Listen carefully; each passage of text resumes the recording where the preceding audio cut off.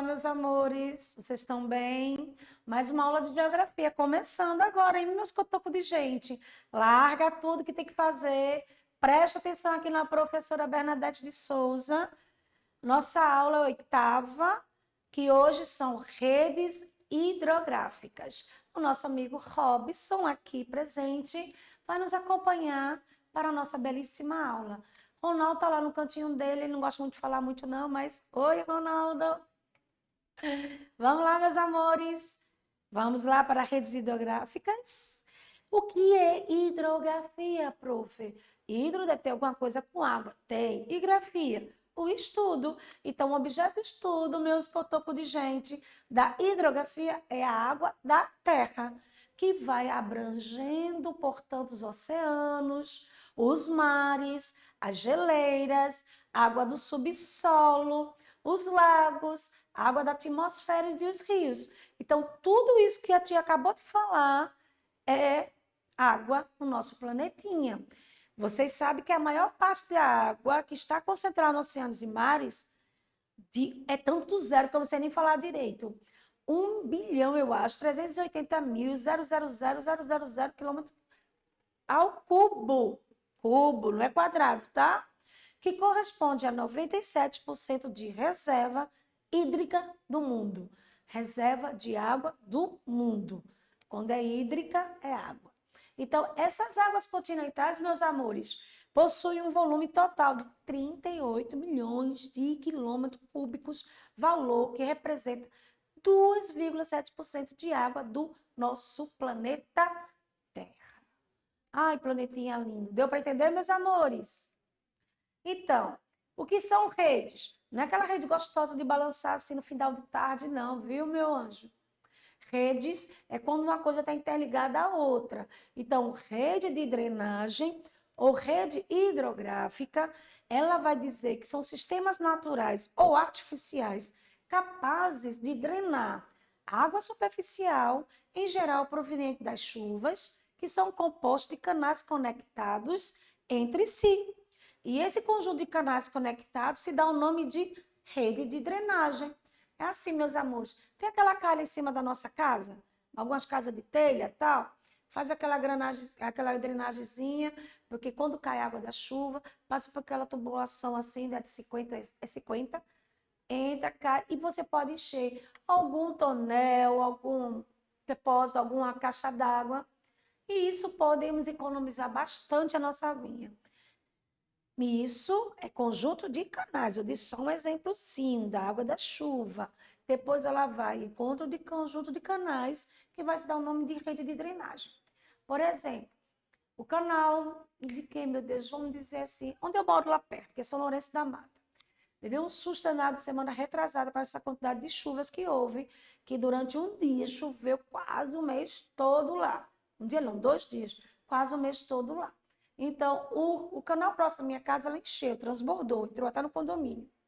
Então, isso, o canal ele vai gerar para outros canais, vai para outra, até chegar aqui, desaguar no Rio Capibaribe, em Recife. Então, esses estão tudo conectados com outros canais que vai desaguar no outro, até chegar na divisa do canal de Capibaribe, é Capibaribe, eu disse agora, Rio Capibaribe, até o encontro do oceano, ali no Porto de Recife. Tá certo? E água doce, prof? Qual é a quantidade de água doce, meus alunos, que vocês acham que existe no nosso planetinha?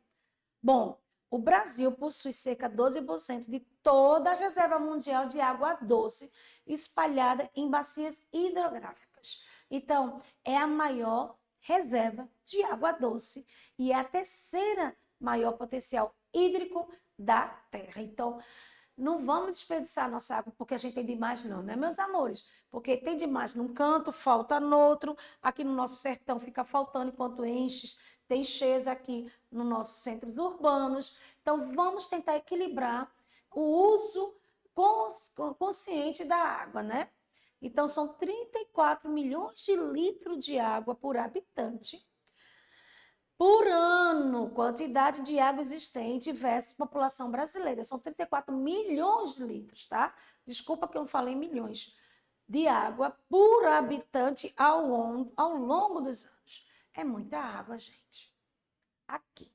Dessas águas, 80% das águas brasileiras, gente, ela está se concentrada na região amazônica, que é uma região menos habitada do país, que é a região do norte. Por quê? Essas águas são drenadas, essas terras brasileiras, e as duas maiores bacias hidrográficas são do planeta, tá aqui, gente, a Amazônia, uma, e a outra do Rio Platina, tá? A maior dos rios são os volumosos e perenes. A maioria dos rios aqui no Brasil são volumosos e perenes. Significa que eles nunca secam. No Nordeste é uma região de clima semiárido, onde a gente mora, onde está o nosso estado chamado Pernambuco. Vocês sabem que são 5 regiões, eu acabei de falar da Norte, adentramos agora para a região do Nordeste, tem a região do Centro-Oeste, tem a região do Sul e do Sudeste aqui no cantinho, né? Estamos falando agora do nosso Nordeste. Então, essa região do clima semiárido, temos rios intermitentes, secam na estação da seca. Onde tem chuvas, ele enche, transborda até. Mas quando está em período de seca, esses rios são chamados rios intermitentes. Eles secam nessa região, nesse período, tá? A maioria dos rios tem voz em estuário, que é uma principal exceção, é a delta do Parnaíba. Seria esse tipo de rios, por quê? A maioria desses rios, ele predomina, desculpa aqui. A maioria desses rios que tem uma voz em estuário, tem uma reserva e ele vai de acordo com o caminho dos rios, né? Então, sempre nossos rios estão cheios, graças a Deus. Predomina a drenagem exorreica e todos desaguam no Oceano Atlântico, como eu acabei de falar. Tá vendo? O predomínio dos rios de planalto, gente. Grande potencial hidrelétrico. Que são planaltos? E por que tem grande potencial hidrelétrico? Esses rios onde as nascentes são a parte mais altas, então essa é uma região muito propícia para fazer hidrelétricas. Por isso aqui no Brasil nós temos várias hidrelétricas, tá bom? Porque nossos planaltos são favoráveis, o nosso território é favorável para esse tipo de hidrelétrica, que é a que vai armazenar água, armazenar energia e reproduzir essa energia para todos os cantos até chegar à nossa casa, como está aqui esse estúdio que me deixa cega, às vezes, de tantos refletores em cima de mim, tá bom? Por isso que eu nunca, além de não enxergar direito, de perto, o problema é a luminosidade, que eu fico ceguinha.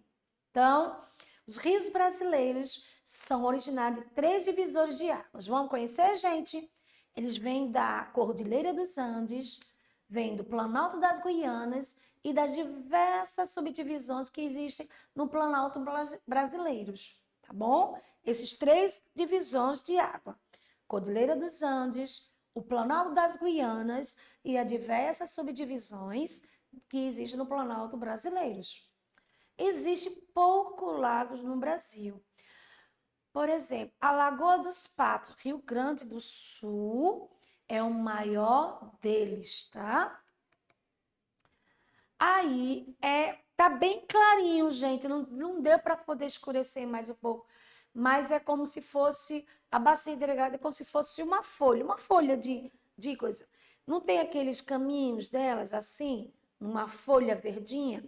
Pronto. Imagina essa folha verdinha que seja a bacia hidrográfica, porque ela geralmente tem um rio que ela vai dar origem, tá? O princípio das bacias e vai ramificando até chegar ao ponto de primeira origem. Você está vendo aí, a primeira origem é a nascente dos rios, depois vem a segunda origem, onde ele se espalha, até o rio de terceira ordem, que é o rio principal dessa bacia hidrográfica.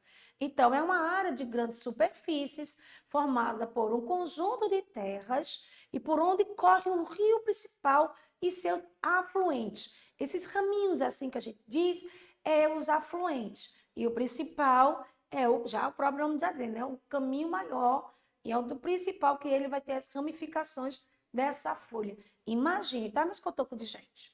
Pronto. Incluindo aí a nascente, a divisões de água ou interflúvio, entre outros. Tá certo, meus amores?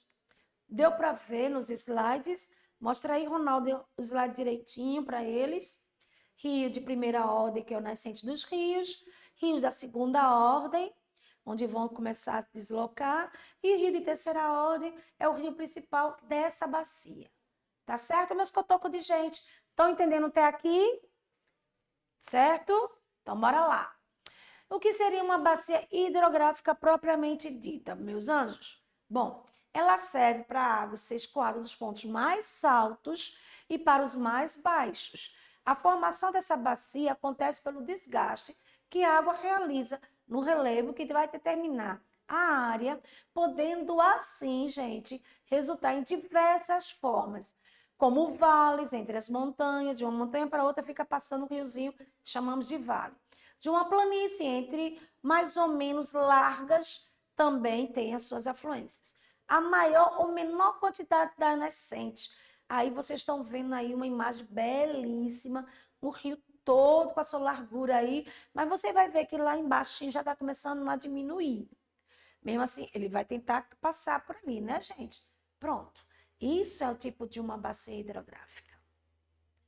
E quantas bacias hidrográficas do Brasil existem, professora? Vocês têm uma ideia, mas cotoco de gente? Não? Vamos ver agora.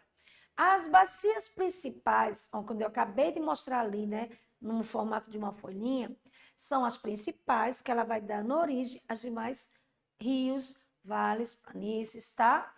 A principal, a bacias amazônica, depois vem a Tocantins, a Araguaia, vem a de São Francisco do Nordeste, é todo cortado por ele, e tem a bacia do Platina, tá bom?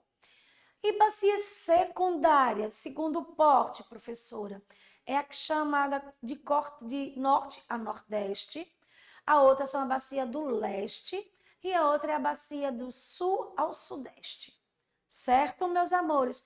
Bacias secundárias norte e nordeste, bacias do leste, sul e sudeste. As principais bacias são a Amazônia, a Tocantins do Araguaia, a São Francisco e a Platina. Aí tá aí o que eu acabei de falar agora no mapa do nosso Brasil, tá certo? Viram aí o Rio São Francisco cortando, ele pega um trechinho aqui da região centro-sul, vai até o nordeste, estão olhando aí o Amazônio, a bacia do Tocantins Araguaia, tá, deu para ver no slide, meus amores? Tá dando para ver? Pronto. Posso passar, vocês querem ver mais um pouquinho? A do Paraná, tá vendo? Bom, o que seria? Como é a formação da bacia amazônica, prof? Aí no slide você está vendo alguns dizeres que eu vou falar para vocês e uma figurinha de uma foto por alto, toda verdinha assim, e a circunferente toda a região do norte, a bacia do Amazônica. Bom, a bacia amazônica está situada em vários países, como na América do Sul. Não é só aqui do Brasil, não, tá? Ele vem pela Bolívia, ele passa pela Colômbia, passa pelo Equador, a Guiana, o Peru e a Venezuela. Constituída pelo rio Amazonas, como eu falei, né? A sua extensão é de mais de 7.075 quilômetros quadrados. Então, a maior do mundo, incluindo os seus afluentes. Eles vão abranger quase todo o norte brasileiro, além das terras da região centro-oeste. Deu para ver aí na figurinha aí como é que está mostrando? Pronto. Então, gente, o seu percurso que vem lá do Peru, ele recebe também o nome de Maranon. É a partir do seu ingresso no Brasil, que é chamado de Solimões, até o encontro com o Rio Negro e que passa a ser chamado do Rio Amazonas. Veja só, quando está passando pelo Peru, gente, o nome dele é Marinon. Quando vai entra pelo Brasil, também o nome dele já é Solimões. Quando se junta Solimões e Rio Negro, aí começa a ser chamado do Rio Amazonas. Tá bom? A bacia amazônica. Tá bom, meus amores? Então, o principal rio deles é o Amazonas, que nasce lá no Peru, vem pela Cordilheira dos Andes, é bastante largo, pode chegar até mais de 10 quilômetros em alguns trechos. Não sei se vocês estão percebendo aí nesse gráfico que eu fiz, cheio de ramificações, tá? Cada ramificação, lembra do exemplo da folha? Pronto. Tem o seu principal, que é o rio Bacia Amazônica, e suas ramificações, que são todos esses rios aí. O rio dessa região serve como via de transporte, ou seja, a população possui grande potencial hidrelétrico também, que são os afluentes da Amazônia. Porém, são pouco aproveitados, gente, tá? Ainda vai se destacar aqui a usina hidrelétrica de Balbina, que não é muito conhecida, mas ela se destaca aí. Tá certo, meus amores? Dá para perceber ali, vê só, professora, por que essas águas, um lado está barrenta e outra está totalmente limpa? É o encontro das águas do Rio Negro com os Solimões. Quando encontra os dois, aí começa a bacia do Amazonas, tá? Embaixo, todo o afluente do rio Amazonas. Essa belíssima cachoeira. Ai, eu esqueci, não dá para ver não, aqui não. Ficar devendo. Bom, o Belo Monte. A usina hidrelétrica do Belo Monte é outra usina central de hidrelétrica. Ela está sendo construída lá no Rio Xingu, no Paraná, proximidade da cidade de Altamira, com a previsão de inauguração, já inaugurou, é claro. A previsão de inauguração em fevereiro de 2015, que isso aí é meio antigo, mas é que constava lá no livro, eu tive que colocar. Entendeu? Mas que eu toco de gente. O projeto encontrou forte oposição, por quê?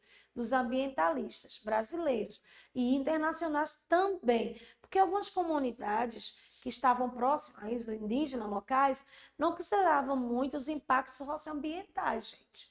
Então, quais são os prós? O desenvolvimento econômico do Brasil, geração de empregos, contribuição para o suprimento de energia renovável, isenta de emissões poluentes e gasosas. Mas qual eram os contra, prof? Contra essa usina hidrelétrica Belo Monte? Os contra, meus cotocos de gente, é porque tinha impactos ecológicos e sociológicos sobre as populações indígenas e ribeirinhas. Então, aumento da população e ocupação desordenada do solo, também problemas com a mudança na paisagem e causada ainda pela instalação da infraestrutura para que as obras perda de vegetação. Bom, se vou produzir algo, eu vou perder a vegetação natural. Então, todos isso são os contras, tirando a população, deslocando até impactos ecológicos, tirando a população indígena de uma certa região, porque vai passar essa bacia no meio delas. Então, tudo isso são os contras. E os prós, porque desenvolvimento econômico, vai dar uma geração de emprego, contribuição para uma energia limpa, renovável. Entendeu, meus amores? Professora, eu vi falar sobre que aqui no Brasil a gente tem um negócio chamado aquífero. O que é isso? Tem, meus amores, aqui chamado aquífero Alter do Chão, nome lindo, né? Alter do Chão. O aquífero Alter do Chão é uma reserva linda, maravilhosa, grande de água subterrânea. Dá para ver o slidezinho aí, ó, onde tem esse azulzinho mais claro, azul piscina. Pronto, gente, é o reservatório de água subterrânea, tá? Chamado Alter do Chão, que tem uma capacidade que ainda não foi devidamente estabelecida. Com dados preliminares, é estimado mais ou menos 80 mil quilômetros cúbicos de água doce, suficiente para abastecer mais de 100 vezes toda a população mundial. Imagina! Muita água, prof. Tem ainda a Bacia Platina, meus amores, que contempla as terras do Brasil, Paraguai, Uruguai e Argentina, constituída por 3 bacias, a Paraná, a Paraguai e a Uruguai. E ainda vai desaguar entre os rios Argentina e do Uruguai. Está situada numa região habitada com maior desenvolvimento econômico. Produz ainda a maior parte de energia consumida aqui no Brasil e ainda transforma-se em importante meio de comunicação, transporte, entre outros países do Mercosul, que dividem as suas águas. Está vendo o tracinho ali em branco? Lá no finalzinho? A Bacia Platina. E a Bacia do Paraná, que é a Bacia Platina, pega uma parte da Bacia do Paraná. Bom, é a maior das 3. Ela fica situada entre o sudeste e o sul do Brasil. Principal rio, Paraná, junção dos rios Grandes e o Parnaíba. É a segunda maior bacia brasileira, gente, que tem como maior aproveitamento hidrelétrico, intensamente, tudo isso transformado para a construção de uma hidrelétrica chamada Usina de Itaipu. Vê que coisa linda a usina de Itaipu, as comportas dela aqui de um lado, armazenando e soltando poucas águas ao seu litoral, no desfecho dele. É a coisa linda, tá? A do Paraná ainda se destaca-se pelo desenvolvimento de hidrovias, ou seja, são caminhos nas águas, devido à extensão e localização dessa bacia próxima aos grandes centros industriais, comerciais e populacionais do nosso país. A famosa hidrovia Tietê-Paraná, por exemplo, são os grandes projetos de bacia do Paraná. Tietê, tá vendo ali, gente? E a outra embarque de soja. Tudo isso facilitaria muito para o transporte desses produtos. E o aquífero Guarani. A gente viu o alter do chão e agora é o aquífero Guarani. Tá aí, ó, localizado. Veja onde ele está localizado. Tá? Já perto, no finalzinho. Paraguai, Argentina e Brasil. E o Tocantins, meus amores, a bacia Tocantins Araguaia, nome lindo. A maior bacia inteiramente brasileira. Essa não se junta com ninguém. É nossa, tá? Principais rios, Tocantins, está certo, Ronaldo, 12 minutos para terminar. Principais rios, Tocantins e Araguaia, grande potencial hidrelétrico, também ainda tem uma viabilidade econômica da usina hidrelétrica Tucuruí, tá? Aqui a bacia nossa do Rio São Francisco, tem que falar um pouquinho. São Francisco nasce na Serra da Canastra, lá em Minas Gerais, tem a presença marcante na história do território brasileiro, porque foi através desse Rio São Francisco, meu amor, que teve a ocupação das terras em mais distante litoral, que corta os estados. Minas Gerais, Bahia, o nosso lindo e maravilhoso Pernambuco, Alagoas e Sergipe. É navegável apenas no trecho onde tem Minas Gerais e a Bahia, tá? Atravessa o polígono das secas, que é o clima semiárido, ainda é usado para agricultura para irrigação e tem um alto potencial hidrelétrico que tem as usinas das Três Marias, Sobradinho, Paulo Afonso e Axingu. Ainda tem a Norte e Nordeste, Ronaldo, rapidinho. Banhas áreas de estado do Amapá, Maranhão, Piauí, Ceará, Rio Grande do Norte e a parte da Paraíba, Pernambuco, Pará e Alagoas. São bacias do Mirim, Pindoré, Itapecuru, Mato Grosso, Parnaíba, Mato Grosso, Piauí, Maranhão, perdão, Parnaíba, Maranhão e Piauí, Jaguaribe, Ceará, Piranhas, Rio Grande do Sul, Capibaribe, aqui em Pernambuco, Capibaribe, lindo, olha que foto linda, e etc. Bacia do Leste, temos rios, estado da Paraíba, Minas Gerais, Espírito Santo, São Paulo e Rio de Janeiro. Ela compreende uma área de drenagem dos rios de deságua ao Atlântico. As bacias do Vaza Barris, Paraguaçu, das Contas, que fica na Bahia Doce, Minas Gerais, Espírito Santo, Paraíba do Sul, São Paulo, Rio de Janeiro e etc. Paraguaçu, Rio Paraíba do Sul. Bacia do Sul e Sudeste, tem banhas, extensas áreas de estado de Rio Grande do Sul, estado de Santa Catarina, Paraná e São Paulo. Faz ainda fronteiras com Rio de Ribeira de Iguapé, que é São Paulo, Itajaí, Santa Catarina, Mandibituba, Jacuí, Taquari, Jaguarão e seus respectivos afluentes lá no Rio Grande do Sul e Lagoa dos Patos e Lagoa Mirim. E isso foi a nossa aula da nossa bacia hidrelétrica linda, maravilhosa do nosso Brasil. Muito obrigada, beijos e até a próxima.